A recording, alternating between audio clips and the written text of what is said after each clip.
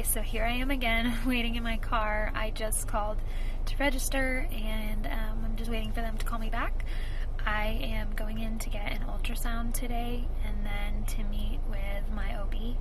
So we will see what that tells us.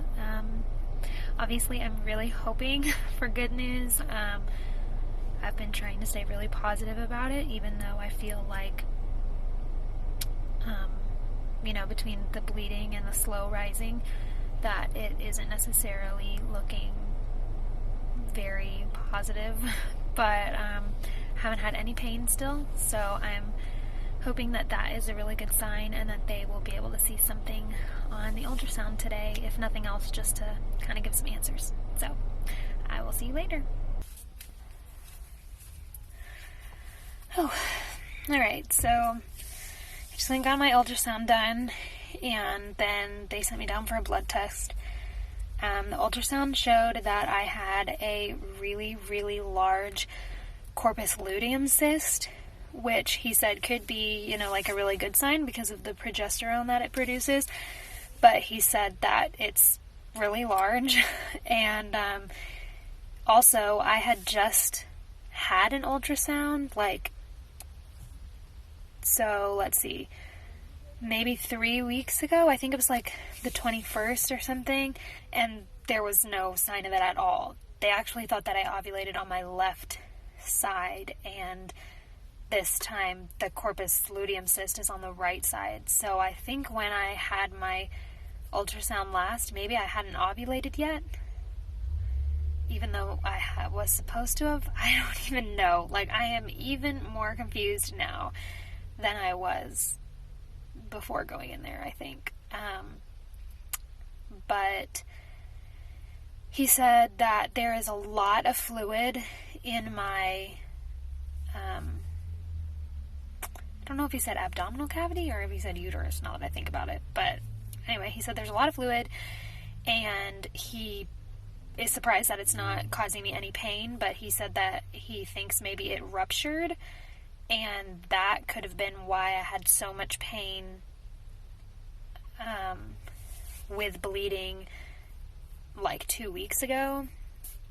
So, which I didn't have a ton of pain, but I had period pain. So I don't know. He said that maybe that's what caused that. Maybe it ruptured at that time, but he said it's still really big, so he wants to keep watching it. He said that there was no way for them to see anything in the ultrasound today as far as a uterine pregnancy because my levels aren't high enough yet. He said my levels aren't rising quite like they should be, but he has seen them not rise like this in other pregnancies, and they've gone on to be healthy. So he was like, I don't want to count it out yet because they could be rising. So he sent me down to get my blood drawn because he wants to see if they're still rising and if they're rising better or if they're rising about the same rate. And then based off of what I find out from those numbers, then I will make another appointment. Oh gosh, my arm is starting to hurt. I'll make another appointment for potentially an ultrasound and potentially, and most likely blood work, but potentially an ultrasound as well. So, yeah, that's what's going on. It's getting super hot in this car, and I need to go get some gas. So, I just kind of feel really emotionally drained right now. I think I'm just really tired. But I am going to head out now and go back to my house, and I will call them in an hour. So I will keep you updated, and hopefully there will be something good. I don't know. I'm back to get my blood work drawn again. I never filmed what happened last time. It was just busy, and then I just kind of relaxed this weekend, but my blood work came back with my levels down from the previous time, which means that it's not a viable pregnancy. So I have to get my blood work drawn today to make sure that my levels are still going down. If the levels are down again, then that is a better scenario, because that means that I would be miscarrying and hopefully my body's doing it on its own. If the levels are up, then that means that it could be an ectopic pregnancy. Most likely it's an ectopic pregnancy. I'm not having any sort of pain, so I'm thinking my numbers will probably be down today, but I mean, I don't really know. So I'm gonna get those drawn today, and then I'm sure I'll call in about an hour to see if they have the results to tell me what's going on. So basically on Friday when he called, I called first. I called to get the numbers and they didn't answer, so I left a message, and then my doctor actually called me back, which I was really appreciative of. I thought that was really great. And so he called me and told me that my numbers were down and explained everything that I just explained. And then I asked him what the plan was going forward. Like, am I supposed to call on the first day of my cycle and try to schedule the x-ray with the tube, the fluid going through the tubes? And he said that the only focus right now is monitoring this cyst that appeared. So he said that he wants to monitor this for 6 weeks. So I think after this blood draw, I will kind of have more of an outlook on what that will look like, if I have to go several times or if I'm just coming back in 6 weeks to get an ultrasound and make sure it's gone. I don't really know. But he said that he does not want me getting pregnant when I have this cyst. So that was not good news. So he said that there will be 3 things going forward, most likely. 1, a fertility drug, which I think is to make sure that I ovulate at the right time. 2, baby aspirin, and that is supposed to thin my blood out so that if a small blood clot were to pass, that it wouldn't trigger a miscarriage. And 3, progesterone, because even though my levels were appropriate, they were on the lower end of normal. So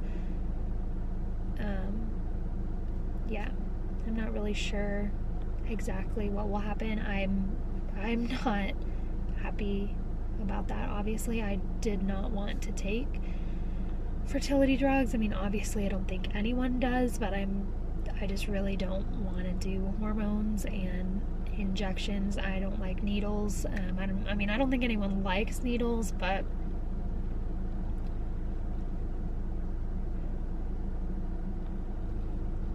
yeah. So that's where we're at. And I'm gonna try to pull myself together a little bit before I go get my blood drawn.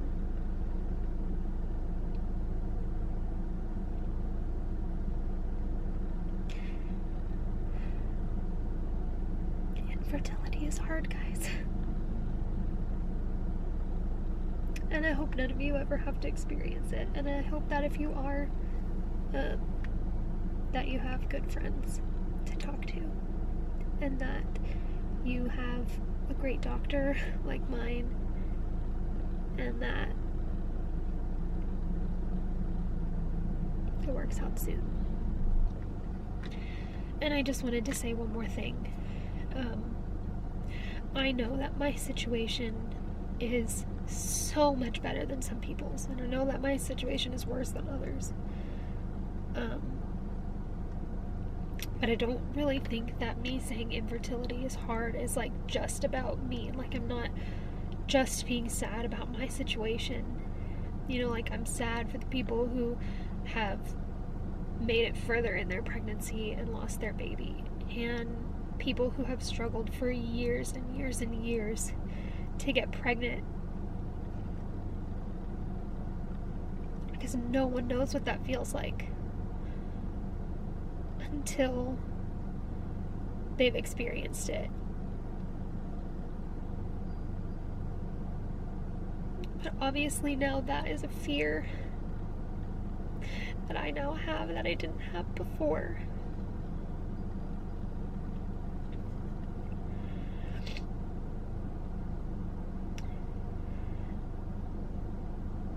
So I basically just wanted to say, you know, like, I am so grateful that I am where I am and that it's not worse than it is, because it could be so much worse.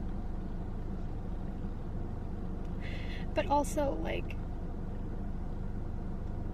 be kind to people that you see.